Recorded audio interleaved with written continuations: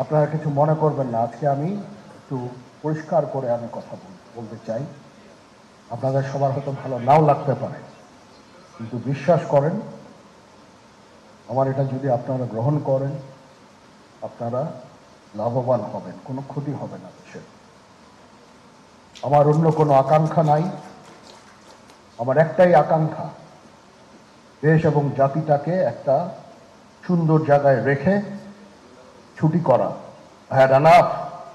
Was last 7-8 months I had enough.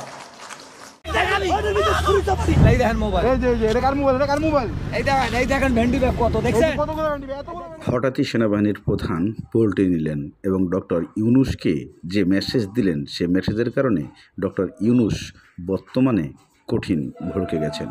কি হতে চলেছে দেশের মধ্যে? তাহলে কি দেশে গৃহযুদ্ধ লাগার পরিকল্পনা হচ্ছে, এমন কিছু তথ্য?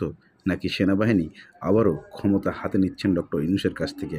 এমন পরিস্থিতিতে কেনই বা সেনাপ্রধান বর্তমানে এমন মেসেজ দিয়ে ডক্টর ইউনূস অবাক হয়ে গেলেন?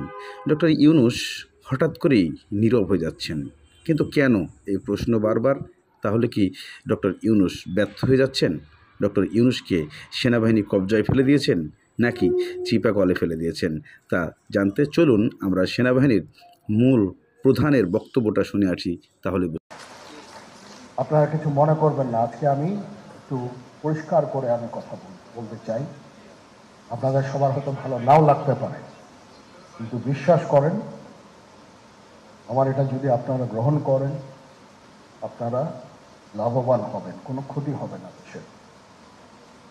আমার অন্য কোনো আকাঙ্ক্ষা নাই, আমার একটাই আকাঙ্ক্ষা, দেশ এবং জাতিটাকে একটা সুন্দর জায়গায় রেখে ছুটি করা। I had enough. Was last 7-8 months I had enough. আমি চাই দেশ এবং জাতিকে একটা সুন্দর জায়গায় রেখে আমরা সেনানিবাসে ফেরত আসব।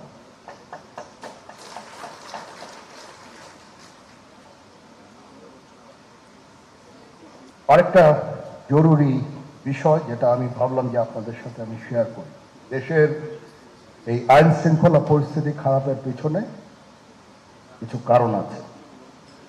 প্রথম কারণটা হচ্ছে যে আমরা নিজেরা হানাহানির মধ্যে ব্যস্ত, একজন আরেকজনের বিরুদ্ধে বিষোদ্গারে ব্যস্ত।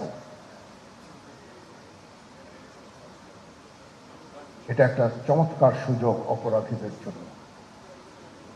যেহেতু আমরা একটা অরাজক পরিস্থিতির মধ্যে বিরাজ করছি, তারা খুব ভালোভাবেই জানে যে এই সময়ে যদি এই সমস্ত অপরাধ করা যায়, তাহলে এখান থেকে পরিত্রাণ পাওয়া সম্ভব। সেই কারণে এই অপরাধগুলো হচ্ছে। আমরা যদি সংগঠিত থাকি, একত্রিত থাকি, তাহলে অবশ্যই এটা সম্মিলিতভাবে মোকাবেলা করা সম্ভব হবে। Police, RAB, BGB, PGFI, NSI এগুলো দেশের জন্য অত্যন্ত গুরুত্বপূর্ণ কাজ করেছে অতীতে।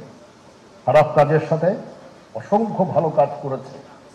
আজকে যে দেশের স্থিতিশীলতা, দেশটাকে যে এত বছর স্থিতিশীল রাখা হয়েছে, এটার কারণ হচ্ছে এই সশস্ত্র বাহিনীর বহু সেনা সদস্য, সিভিলিয়ান সবাই মিলে এই অর্গানাইজেশনগুলোকে, অসামরিক সামরিক সবাই মিলে এই অর্গানাইজেশনগুলোকে এফেক্টিভ রেখেছে।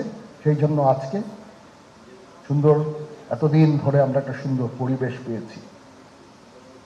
এর মধ্যে যারা কাজ করেছে, যদি অপরাধ করে থাকে সেটার শাস্তি হবে, অবশ্যই শাস্তি হতে হবে, না হলে এই জিনিস আবার ঘটবে।